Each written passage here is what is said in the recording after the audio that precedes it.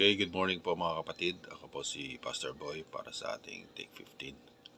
Sa umagang ito, pag-aaralan po natin ang 1 John chapter 3. So bago po natin simulan, tayo po ay manalangin po muna. Okay, Father God, in Jesus' name, salamat sa umagang ito na mapag-aaralan po namin ng iyong salita. Gabayan mo po kami, O God, sa pamamagitan ng iyong banal na Espiritu Santo, O God. At sa ganun, ibahagi namin, Panginoon, ang nais mo sa araw na to at kami makapulot, Panginoon, ng mabuting aral na nagmumula sa inyo sa aming paglago, sa aming pananampalataya at bilang paglakad na bilang iyong mga anak, Panginoon, sa mundong ito. Salamat, O God, sa pangalan ng iyong anak na si Jesus. Amen. Okay, so basahin po natin mga kapatid ang 1 John chapter 3. Simulan po natin.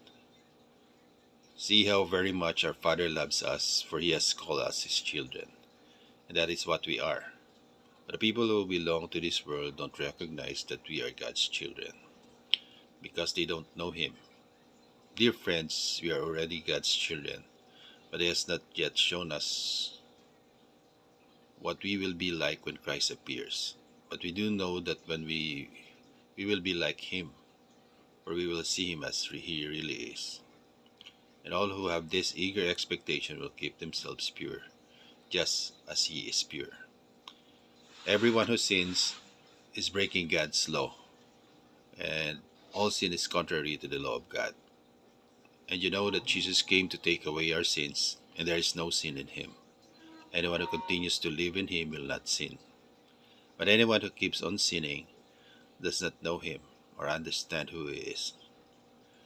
Dear children, don't let anyone deceive you about this. When people do what is right, it shows that they are righteous, even as Christ is righteous. But when people keep on sinning, it shows that they belong to the devil, who has been sinning since the beginning. The Son of God came to destroy the works of the devil, that those who have been born into God's family do not make a practice of sinning, because God's life is in them. So they don't keep on sinning because they are children of God. So now, we can tell who are children of God and who are children of the devil. Anyone who does not live righteously and does not love other believers does not belong to God. This is the message you have heard from the beginning. We should love one another. We must not be like Cain, who belonged to the evil one and killed his brother. Because Cain had been doing what was evil and his brother had been doing what was righteous. So don't be surprised, dear brothers and sisters, if the world hates you. If we love our brothers and sisters who are believers, it proves that we have passed from death to life. But a person who had no love is still dead. Anyone who hates another brother or sister is really a murderer at heart. And you know that murderers don't have eternal life within them. We know what real love is because Jesus gave up His life for us. So we ought to give our lives for our brothers and sisters. If someone has money to live well and sees a brother or sister in need, so shows no compassion, how can God's love be in that person? Dear children, let's not merely say that we love each other. Let us show the truth by our actions. Our actions will show that we belong to the truth. We will be confident when we stand before God. Even if we feel guilty, God is greater than our feelings and He knows everything. Dear friends, if we don't feel guilty, we can come to God with bold confidence, and we will receive from Him whatever we ask, because we obey Him and do the things that please Him. And this is His commandment. We must believe in in the name of His Son, Jesus Christ, and love one another, just as He commanded us. Those who obey God's commandments remain in fellowship with Him, and He with them. We know He lives in us because the Spirit He gave us lives in us. Amen. Okay, so himay-himayin po natin itong chapter na to. Bali dito, sinasabi dito sa verse 1 na sobrang mahal tayo po ng Ama. Dahil tinatawag daw po tayo mga anak niya. At yun naman daw po talaga ang katotohanan. So, isipin niyo po, the Father who is holy and righteous calls us His children na tayo ay mga naturally sinners, or ang nature po natin is sinful talaga. So, matawag po tayong mga anak niya ay sobrang blessing na po talaga yun na dapat po nating ma-appreciate, lalo po nating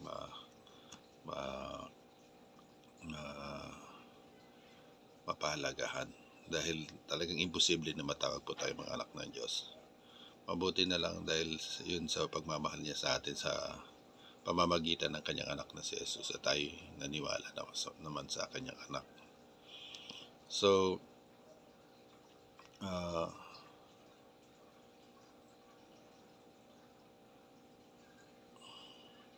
sa verse 2 sabi, we are already God's children, but He has not shown us what we will be like. But we do know that we will be like Him, for we see Him as He is.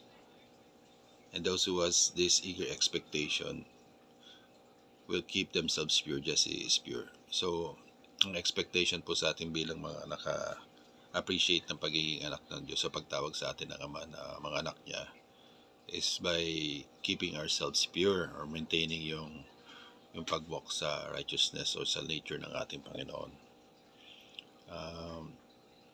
Totoo na mahirap po yan on our own, na salungatin yung kagustuhan ng flesh po natin. And that's the very reason na nilagay niya yung spirit niya sa atin, para po natin magawa po yun. That's the power of God within us, na we'll be able to counter what is impossible na hindi po natin magawa.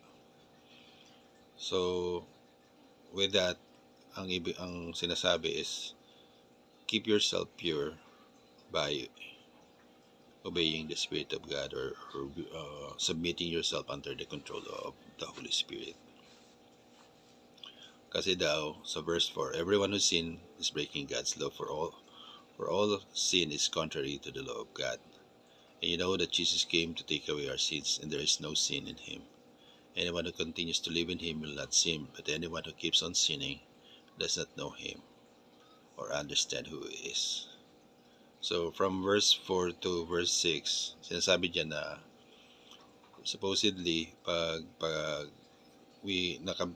nasa Panginoon na tayo, dapat nakikitaan po tayo ng paglakad in righteousness, at hindi na po sa dati po nating kagawian na pamumuhay sa kasalanan.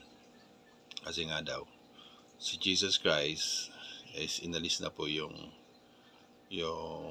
or pinutol niya yung sinful nature po natin. And that's in Colossians chapter 2, verse 11 or 14 if I'm not mistaken. Dun sa dalawang verse na pa-check na lang po. Ngayon, if you really belong to God, you don't continue daw sinning, kasi nga po ang sinasabit natin yung sarili natin sa control ng Spirit ni God. So, huwag daw po tayong palilin lang.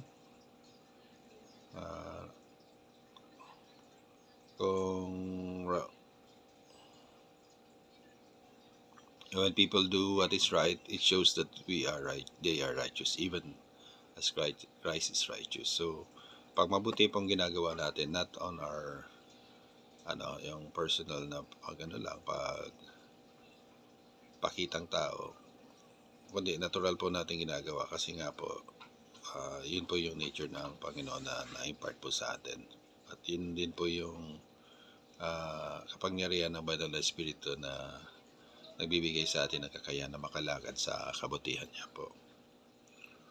Okay, so those who have been born into God's family do not make practice of sinning, and those because God's life is in them, so they don't keep on sinning because they are children of God. So we can now tell who are children of God and we are children of the devil. Anyone who does not belong to live righteously and does not love other believers does not belong to God. And so, nakita po natin sa buhay po natin ito na may transformation po tayo.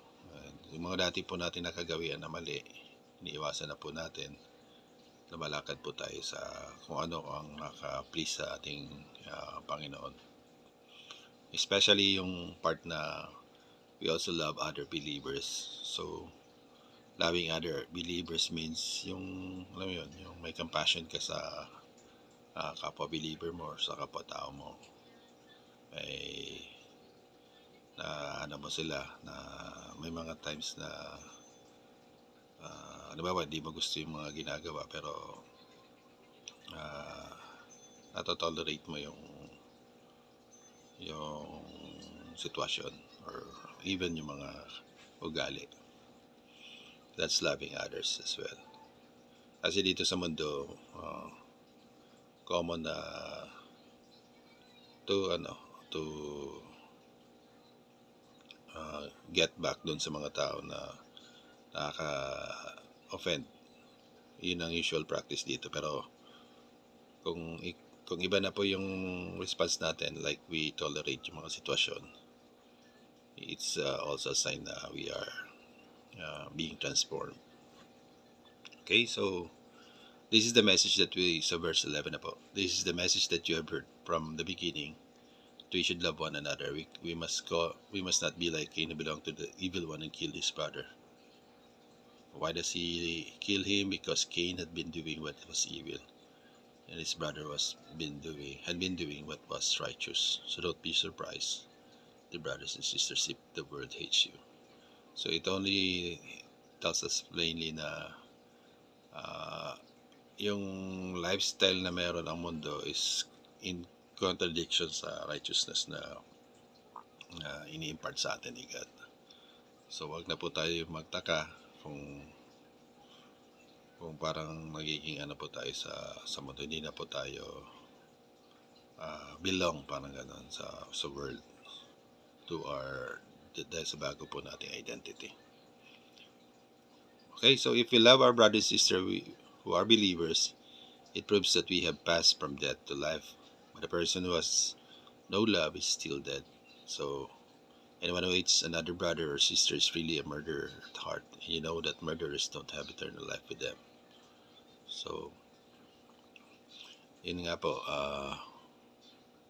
pag na po tayo dun sa, nakalagpas na po tayo dun sa hindi common na pag response po natin sa mundo. Sabi dito, you have passed from death to life. Ibig sabihin na lagpasan mo na po yung pinakamahirap dito sa word. Like, halimbawa, merong nagkasala sa'yo, tapos ang response natin as human being is to retaliate, to get back, or to get even dun sa nakasakit sa atin, or to harbor hatred, resentment, and unforgiveness. But pag wala na po tayong ganon, naalis po yun sa atin na hindi na ganon yung response po natin, kundi understanding, love pa din, forgiveness ang naibalik po natin. Yun yung sign na you have passed from death into life, sabi dito. But a person who has no love, hindi mo pa rin kayang overcome yun, you are still dead, sabi dito. Anyone who hates another brother, yun na nga po, by heart, malinaw na sinasabi na, halimbawa, kung nakagawa nga ng masama, galit na galit ka pa rin at hindi mo mapatawad. Sinasabi dito na pag murder ang stance ng heart po natin, wala daw po eternal life in them. We know that what real love is because Jesus gave up His life for us. So we ought to give up our lives for our brothers and sisters. If someone has enough money to live well and sees a brother or sister in need but shows no compassion, how can God's love be in that person? dear children, let's not merely say that we love each other. Let us show that the truth by our actions. Our actions will show that we belong to the truth. So we will be confident when we stand before God. So, yun nga, action speaks louder than words. Nakikita doon yung pag-reflect ng love na meron ng puso po natin. Minsan may mga tao na akala mo gusto mo grand yung action na nakikita mo para ma-reflect yung love na yun. Pero may mga tao na subtle lang po yung pag-show, display nila ng love. Maybe sa mga gestures ng prayer, sa support, sa mga ganun ba. They may not be physically available sa iyo, pero yung support nila spiritually is super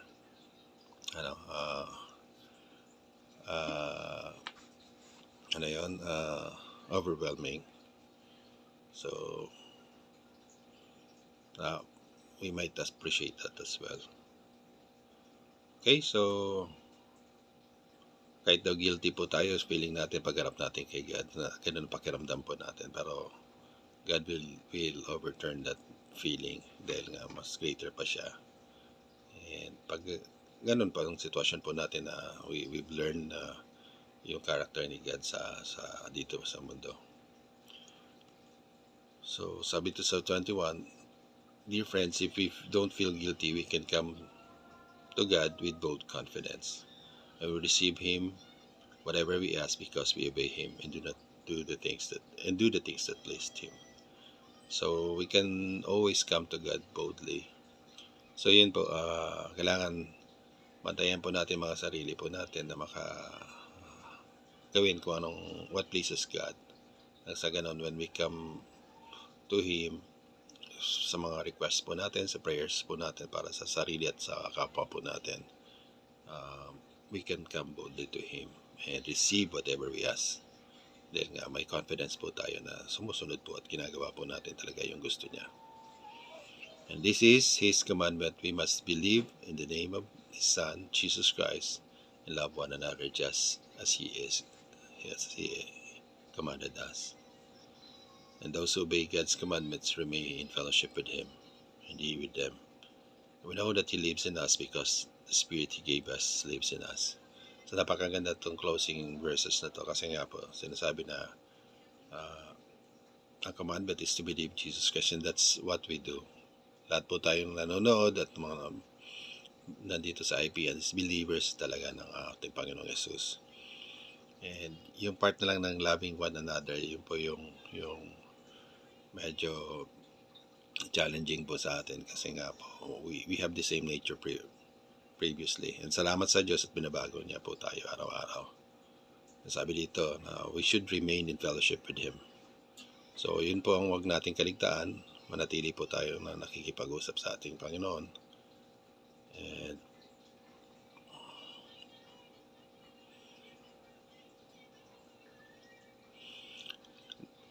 sinabi din dito na malalaman po natin na nasa sa atin ang ating Panginoon kasi yung banal na spirito niya is nasa sa atin at namumuhay po nananahan po sa puso po natin. So wala pong imposible sana sa atin as long as we submit sa control ng Spirit ni God. Okay, so I think that's it. Salamat sa mga kapatid sa pakikinig. Naway may natutunan tayo sa maging ito. So let's pray po. Father God, we thank you so much for your word today, O God. Thank you so much for the nourishment spiritually, O God. Salamat, Panginoon, sa assurance na kami po ay mga anak mo, O God, dahil sa pananampalataya namin sa iyong anak. Salamat sa kapangyarihan ng banal na Espiritu niyo po na patuloy na bumabago po sa amin. Salamat sa pag-honor mo, Panginoon, sa mga decisions po namin na to let go of certain evil na meron kami na-harbor, O God, sa puso po namin. And we thank you so much, O God, for we'll be able to do the things, O God, that pleases you, Panginoon. be it in our actions, in words, in our spiritual activity, Panginoon. Maraming salamat po, God. Salamat, O God, that one day, Lord God, we will be with you forever, O God. Salamat, Panginoon, na while we are still here, O God, you will be glorified, Lord God, in our lives, O God, in the lives of our family, Panginoon, our church, O God. Maraming salamat po. Salamat sa umagang ito, O God, at sa lahat ng mga nakalaan, Panginoon, na biyaya sa araw na ito at sa mga susunod pa, Panginoon. Sa pangalan ng iyong anak na si Jesus. Amen and Amen.